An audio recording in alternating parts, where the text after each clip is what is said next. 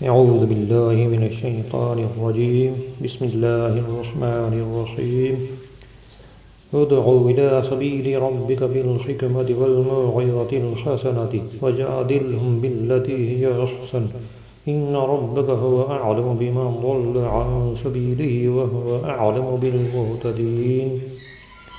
ترجمہ: اپنے رب کے راستے کی طرف حکمت اور اچھی نصیحت کے ساتھ بلاؤ اور ان سے اس طریقے سے بحث کرو جو سب سے اچھا ہو۔ بے شک تمہارا رب اسے خوب جانتا ہے جو اس کی راہ سے گمراہ ہوا، اور وہ ہدایت پانے والوں کو بھی خوب جانتا ہے۔ اس آیت میں اللہ تعالیٰ نے اپنے حبیب صلی اللہ علیہ وسلم کو 3 طریقوں سے لوگوں کو اسلام کی دعوت دینے کا حکم فرمایا۔ نمبر 1، حکمت کے ساتھ۔ اس سے وہ مضبوط دلیل مراد ہے جو حق کو واضح اور شبہات کو زائل کر دے۔ نمبر 2، اچھی نصیحت کے ساتھ۔ اس سے مراد ترغیب و ترہیب ہے، یعنی کسی کام کو کرنے کی ترغیب دینا اور کوئی کام کرنے سے ڈرانا۔ نمبر 3، سب سے اچھے طریقے سے بحث کرنے کے ساتھ۔ اس سے مراد یہ ہے کہ اللہ تعالیٰ کی طرف اس کی آیات اور دلیل سے بلائیں۔ اس سے معلوم ہوا کہ دعوت حق اور دین کی حقانیت کو ظاہر کرنے کے لیے مناظرہ جائز ہے۔ اس آیت کی مناسبت سے یہاں امر بالمعروف کے آداب اور اس سے متعلق کچھ شرعی مسائل ملاحظہ ہوں۔ نمبر 1، امر بالمعروف یہ ہے کہ کسی کو اچھی بات کا حکم دینا، مثلا کسی سے نماز پڑھنے کو کہنا، اور نہی عن المنکر کا مطلب یہ ہے کہ بری باتوں سے منع کرنا۔ نمبر 2، کسی کو گناہ کرتے دیکھے تو نہایت متانت اور نرمی کے ساتھ اسے منع کرے اور اسے اچھی طرح سمجھائے۔ پھر اگر اس طریقہ سے کام نہ چلا اور وہ شخص بعد نہ آیا تو اب سختی سے پیش آئے، اس کو سخت الفاظ کہے مگر گالی نہ دے، نہ فحش لفظ زبان سے نکالے۔ اس سے بھی کام نہ چلے تو جو شخص ہاتھ سے کچھ کر سکتا ہے کرے، لیکن اس صورت میں فتنے اور قانونی پہلو کو سامنے رکھے، یعنی نہ خلاف قانون کرے اور نہ ایسا طریقہ اختیار کرے کہ جس سے فتنے کا خطرہ ہو۔ نمبر 3، امر بالمعروف کے لیے 5 چیزوں کی ضرورت ہے۔ نمبر 1، علم، کیونکہ جسے علم نہ ہوگا وہ اپنے اس کام کو اچھی طرح انجام نہیں دے سکتا۔ نمبر 2، اس سے مقصود رضا الہی اور دین اسلام کی سربلندی ہو۔ نمبر 3، جس کو حکم دیتا ہے اس کے ساتھ شفقت و مہربانی کرے اور نرمی کے ساتھ کہے۔ نمبر 4، حکم کرنے والا صابر اور بردبار ہو۔ نمبر 5، حکم کرنے والا خود اس بات پر عامل ہو، ورنہ قرآن کے اس حکم کا مصداق بن جائے گا کہ کیوں کہتے ہو جس کو تم خود نہیں کرتے۔ اللہ کے نزدیک ناخوشی کی بات ہے یہ کہ ایسی بات کہو جس کو خود نہ کرو۔ اور یہ بھی قرآن مجید میں فرمایا کہ کیا لوگوں کو تم اچھی بات کا حکم کرتے ہو اور خود اپنے کو بھولے ہوئے ہو۔ نمبر 4، امر بالمعروف کی کئی صورتیں ہیں۔ اگر غالب گمان یہ ہے کہ یہ ان سے کہے گا تو وہ اس کی بات مان لیں گے اور بری بات سے باز آ جائیں گے تو بری بات سے منع کرنا واجب ہے، اس کو باز رہنا جائز نہیں۔ اور اگر گمان غالب یہ ہے کہ وہ طرح طرح کی تہمت باندھیں گے اور گالیاں دیں گے تو ترک کرنا افضل ہے۔ اور اگر یہ معلوم ہے کہ وہ اسے ماریں گے اور یہ صبر نہ کر سکے گا یا اس کی وجہ سے فتنہ و فساد پیدا ہوگا، آپس میں لڑائی ٹھن جائے گی، جب بھی چھوڑنا افضل ہے۔ اور اگر معلوم ہو کہ وہ اگر اسے ماریں گے تو صبر کر لے گا تو ان لوگوں کو برے کام سے منع کرے اور یہ شخص مجاہد ہے۔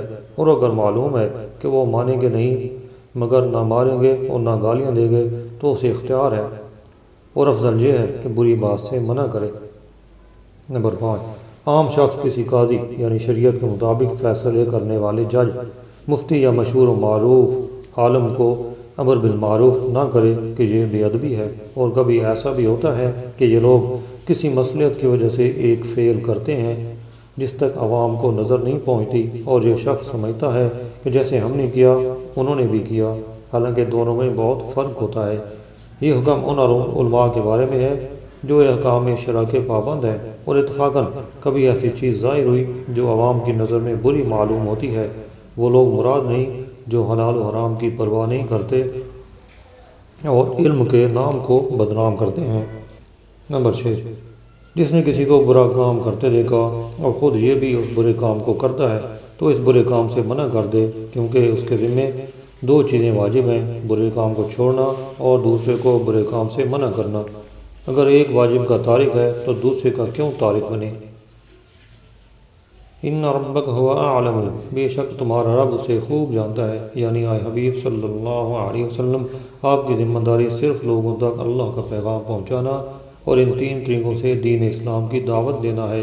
اللہ تعالیٰ گمراہ ہونے والوں اور ہدایت پانے والوں کو خوب جانتا ہے اور وہ ہر ایک کو اس کے عمل کی جزا دے گا۔ وَإِنْ عَاقَبْتُمْ فَعَاقِبُوا بِمِثْلِ مَا عُوقِبْتُمْ بِهِ وَلَئِنْ صَبَرْتُمْ لَهُوَ خَيْرٌ لِلصَّابِرِينَ۔ ترجمہ: اگر تم کسی کو سزا دینے لگو تو ایسی ہی سزا دو جیسی تمہیں تکلیف پہنچائی گئی ہو، اور اگر تم صبر کرو تو بے شک صبر والوں کے لیے صبر سب سے بہتر ہے۔ یعنی اگر تم کسی کو سزا دینے لگو تو وہ سزا جرم کے حساب سے ہو، اس سے زیادہ نہ ہو، اور اگر تم صبر کرو اور انتقام نہ لو تو بے شک صبر والوں کے لیے صبر سب سے بہتر ہے۔ آیت کا شان نزول: جنگ احد میں کفار نے مسلمانوں کے شہداء کے چہروں کو زخمی کر کے ان کی شکلوں کو تبدیل کیا تھا، ان کے پیٹ چاک کیے اور ان کے اعضاء کاٹے تھے۔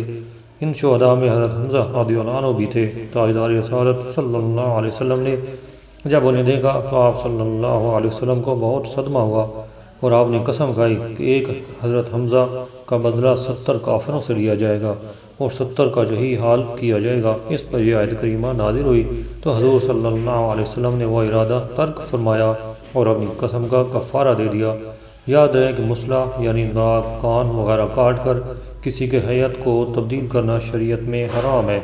وَاصْبِرْ وَمَا صَبْرُكَ إِلَّا بِاللَّهِ وَلَا تَحْزَنْ عَلَيْهِمْ وَلَا تَكُ فِي ضَيْقٍ مِّمَّا يَمْكُرُونَ إِنَّ اللَّهَ مَعَ الَّذِينَ اتَّقَوْا وَالَّذِينَ هُم مُّحْسِنُونَ۔ ترجمہ: اور صبر کرو اور تمہارا صبر اللہ ہی کی توفیق سے ہے، اور ان کا غم نہ کھاؤ اور ان کی سازشوں سے دل تنگ نہ ہو، بے شک اللہ ان لوگوں کے ساتھ ہے جو ڈرتے ہیں اور وہ جو نیکیاں کرنے والے ہیں۔ یعنی اے حبیب صلی اللہ علیہ وسلم، اللہ تعالیٰ کے راستے میں کفار کی طرف سے آپ کو جو اذیتیں پہنچیں ان پر صبر فرمائیں، اور آپ کا صبر کرنا اللہ تعالیٰ ہی کی توفیق سے ہے، اور آپ ان مشرکین کا غم نہ کھائیں جو آپ کو جھٹلاتے ہیں، قرآن پاک کا انکار کرتے اور آپ کی نصیحتوں سے اعراض کرتے ہیں، اور مشرکین آپ کی طرف جو جادوگر اور کاہن ہونے کی نسبت کرتے ہیں اور لوگوں کو دین اسلام سے دور کرنے کی جو سازشیں کرتے ہیں، آپ اس سے دل تنگ نہ ہوں، کیونکہ ہم آپ کے ناصر و مددگار ہیں۔ ان اللہ مع الذین، بے شک اللہ ان لوگوں کے ساتھ ہے۔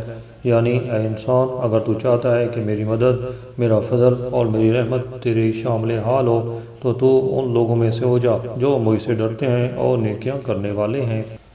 سورہ نحل کی آخری 3 آیات انتہائی شاندار احکام پر مشتمل ہیں، لہٰذا ہر مسلمان کو چاہیے کہ ان آیتوں میں بیان کیے گئے احکام پر عمل کو اپنی زندگی کا خاص وظیفہ بنا لے اور اپنے متعلقین کو بھی اس کی نصیحت کرتا رہے تاکہ وہ بھی ان پر عمل کی کوشش میں مصروف ہو جائیں۔ ہمارے بزرگان دین بھی اس کی وصیت فرمایا کرتے تھے۔ منقول ہے کہ حضرت حرم بن حیان رحمۃ اللہ علیہ کی وفات کا وقت قریب آیا تو ان سے عرض کی گئی آپ کوئی وصیت کر دیں۔ انہوں نے فرمایا وصیت تو مال کے بارے میں ہوتی ہے اور میرے پاس کوئی مال نہیں، البتہ میں تمہیں سورہ نحل کی آخری آیتوں یعنی ادعو الی سبیل ربک سے لے کر سورت کے آخر تک کی وصیت کرتا ہوں کہ ان میں جو احکام بیان ہوئے ان پر مضبوطی سے عمل پیرا ہو جاؤ۔ اللہ تعالیٰ ہمیں قرآن تعلیمات پر عمل کرنے کی توفیق عطا فرمائے اور اپنی زندگی قرآن سنت کے مطابق گزارنے کی توفیق عطا فرمائے۔ وما علینا الا البلاغ المبین۔